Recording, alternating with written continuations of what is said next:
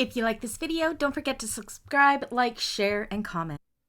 Hello everybody, welcome back to my channel and another Meet the Bags video. Today I am super happy to introduce you to the Uptown Swing is So Yours pattern.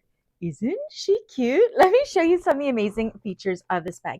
So she is a slouchy bag. She's very lightweight. She's meant to be kind of soft and slouchy. She's got great top stitching, accents in the front. This one I have done with metal connectors, which I think looks really, really good. It has this really unique swooping of the zipper. And then on the inside, we have a zipper pocket and a slip pocket. She's just such a fun hobo style bag.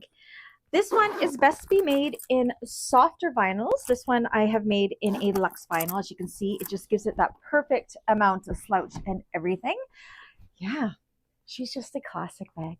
Anyways, if you are one of my clients and you would like to order one of these, you know what to do. All my information is down below in the description. And if you're part of the bag makers community, there's a tutorial on this one. It's not up yet. It will be up shortly. Anyways, until the next one, bye.